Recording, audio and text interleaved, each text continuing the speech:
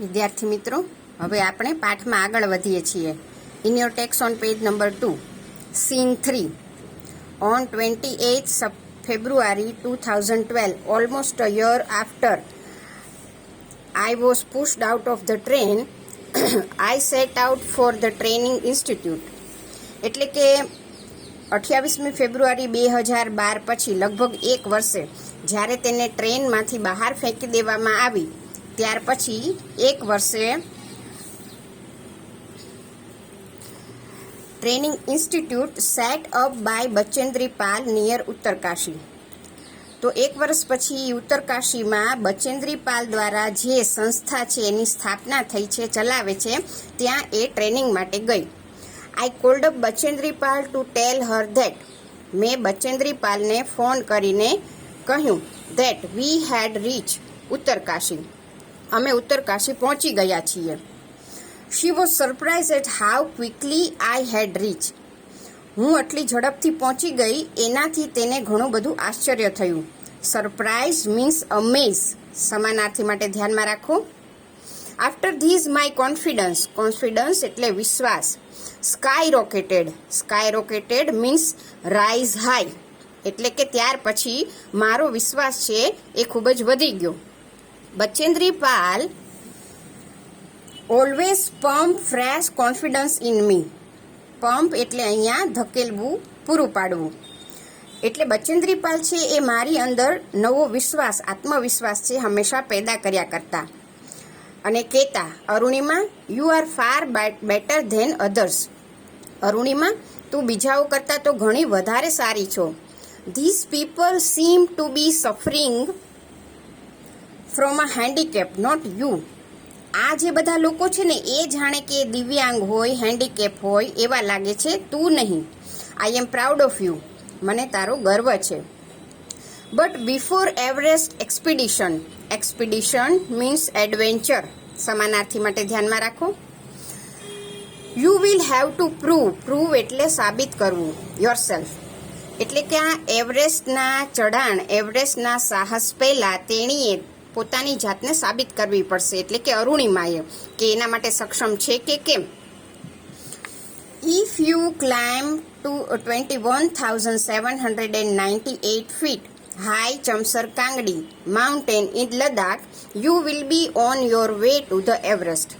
હવે આ વાક્ય છે ને ખાસ ધ્યાનમાં રાખજો. એ શરત છે કે જો અરુણિમા સિન્હા છે એ લદ્દાખમાં આવેલો ચમસર કાંગડી એ પર્વત જેની ઊંચાઈ છે 21,798 ફીટ, જો એ ચડી જશે તો એ માઉન્ટ એવરેસ્ટ ચડવા માટે લાયક બનશે, યોગ્ય બનશે. So this is the condition for Arunima to prove herself for Everest expedition. આ વાક્યને ધ્યાનમાં રાખો.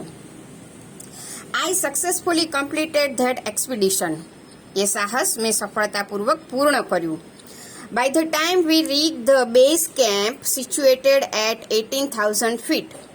એટલે કે જે બેઝ કેમ્પ હતો, વચ્ચે જ્યાં રોકાણ કરવાનું હતું, એ 18,000 ફીટ ઉપર અમે પહોંચ્યા.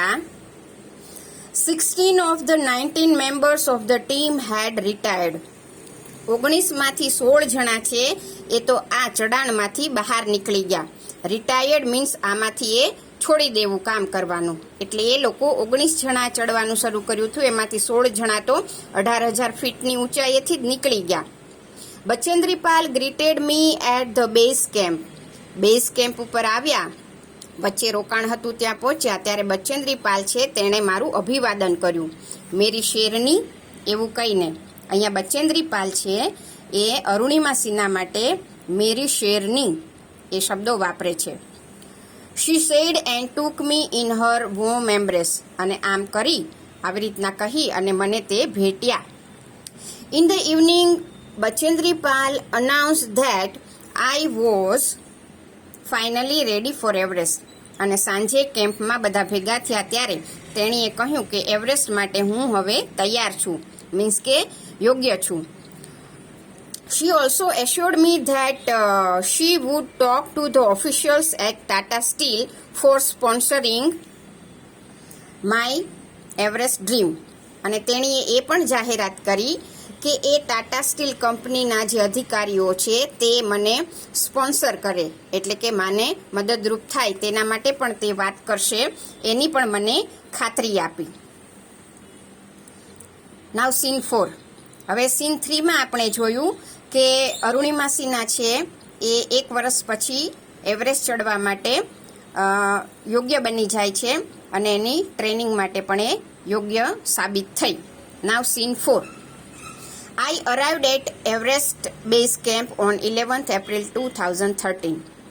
11 એપ્રિલ 2013ના રોજ હું એવરેસ્ટના બેઝ કેમ્પ પર પહોંચી. હવે ચડવાનું શરૂ કરવાનું છે. Next, about 2 years had passed since was thrown out of the moving train. એટલે ચાલતી ટ્રેનમાંથી ફેંકી દેવામાં આવી ત્યાર પછી લગભગ 2 વર્ષે. At the camp, nobody seemed to know that I had an artificial leg. કેમ્પમાં કોઈ જાણતું નહોતું કે મારે કૃત્રિમ પગ છે. One day while returning, my left leg got wet. Wet એટલે ભીનું, ડ્રાય એટલે સૂકું. વિરોધી શબ્દ માટે ધ્યાનમાં રાખો. એક વખત બેઝ કેમ્પમાં પાછા આવતા મારો પગ છે એ ભીનો થઈ ગયો. Because I had slipped a couple of times on the slippery surface. Slippery એટલે લપસાય તેવું અને સરફેસ એટલે સપાટ જમીન. એટલે કે આવી કોઈ લપસી જવાય એવી કોઈ જગ્યા ઉપર હું 1-2 વખત, કપલ એટલે 2, 1-2 વખત પડી ગઈ હતી, એટલે મારો પગ છે એ ભીનો થઈ ગયો હતો, એટલે કે એનો artificial leg. Next morning, I left the artificial leg out in the sun to dry. Dry એટલે સૂકું. એટલે બીજી સવારે મેં મારો આ કૃત્રિમ પગ છે એ સૂર્યપ્રકાશમાં સુકાવા માટે મૂક્યો. At that time, some foreigners realize એટલે ભાન થવું, સમજાવવું. Realize that I had only one leg. તો તે સમયે કેટલાક વિદેશી પ્રવાસીઓને ખબર પડી કે મારે માત્ર એક જ પગ છે. After that my TRP soared. Soared means rise, વધી જવું, અને TRP means television rating point. અને ત્યાર પછી મારો TRP છે ખૂબ જ વધી ગયો.